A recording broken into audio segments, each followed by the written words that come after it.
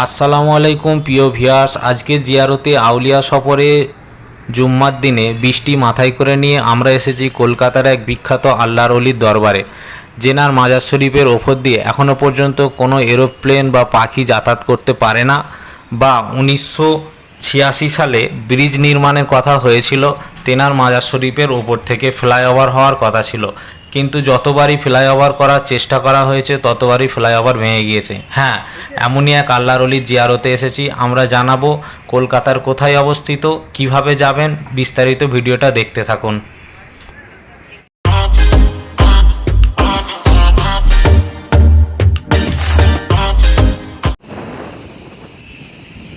আজকের এই বৃষ্টির দিনে জুম্মার নামাজ আদায় করে আমরা উলবেড়িয়া থেকে বাইক নিয়ে রওনা দিলাম খিদিরপুর দরবার শরীফ তথা সৈয়দ আলী শাহ রহমতুল্লাহ আলাইয়ের দরবার শরীফে।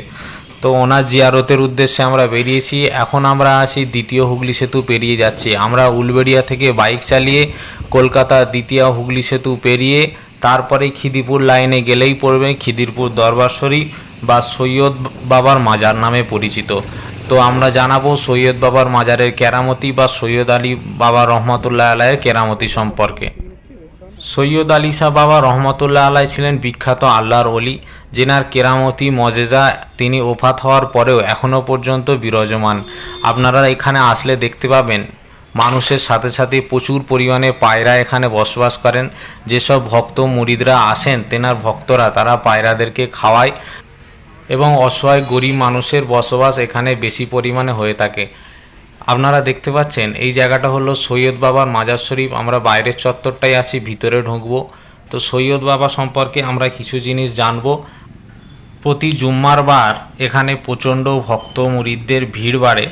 তো কথিত আছে যেই সব মানুষদের আওলাদ হয়নি বা সন্তানহারা মানুষ, তারা সৈয়দ আলী বাবা শাহ রহমতুল্লাহ আলাইয়ের ওসিলায় সন্তান পেয়েছেন, এটা মানুষের মধ্যে প্রচলিত আছে। সেই সূত্র ধরে প্রচুর মানুষের এখানে ভিড় জমে। প্রত্যেক জুম্মার বার তেনারা আসেন। এবার জেনে নেওয়া যাবে সৈয়দ আলী শাহ রহমতুল্লাহ আলাইয়ের জন্মসাল। সৈয়দ আলী শাহ রহমতুল্লাহ আলাই 11,032 হিজরিতে তিনি দুনিয়ায় এসেছিলেন এবং ইহকাল ত্যাগ করেছেন তথা ওফাত হয়েছেন 1114 হিজরিতে। আরবি মাসের 1114 হিজরিতে তিনি ওফাত হয়েছেন। তিনি হাসানি ও হুসাইনি সৈয়দ ছিলেন। তিনি ছিলেন হাসানি ও হুসাইনি সৈয়দ। তো তেনার স্মরণে প্রত্যেক বৎসর উরুস মোবারক পরিচালিত হয় এই দরবার শরীফে। প্রত্যেক বৎসর ডিসেম্বরের 11 ও 12 তারিখে তেনার মাজার শরীফে উরুস মোবারক হয়। তেনার পীর ছিলেন সৈয়দ মেহবুদ সানি মাদানী রহমতুল্লাহ আলাই। তিনি ছিলেন মাদানী সিলসিলার পীর সাহেব। তেনার পীর সাহেব ছিলেন হজরত মেহবুদ সানি মাদানী রহমতুল্লাহ আলাই। তেনার মাজার শরীফ সম্পর্কে কিছু বলে রাখি। তেনার অলৌকিক কেরামতি মানুষরা এখানে এসে পেয়ে থাকেন। তো 1986 সালে যখন পশ্চিমবঙ্গ গভর্নমেন্ট একটা ব্রিজ, খিদিরপুর ব্রিজ বা ফ্লাইওভার করতে চেয়েছিলেন তেনার মাজার শরীফের ওপর থেকে, যতবার ফ্লাইওভার করতে যাওয়া হয় ততবারই ভেঙে পড়ে যায়।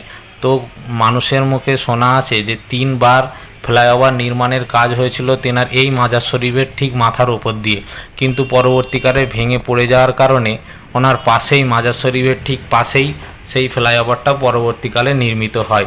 তো সেই সাক্ষী গোটা কলকাতা শহরবাসী সকলেই দেখেছিলেন যে হুজুরের এই যে ফ্লাইওভারটা দেখতে পাচ্ছেন, এই সেই ফ্লাইওভার যেন মাজারের ওপর দিয়ে নিয়ে যাওয়ার নকশা ছিল, কিন্তু পরবর্তীতে সেটা সরিয়ে হুজুরের মাজার শরীফের ঠিক পেছন দিক থেকে সেই ফ্লাইওভারটা নিয়ে যাওয়া হয়েছে।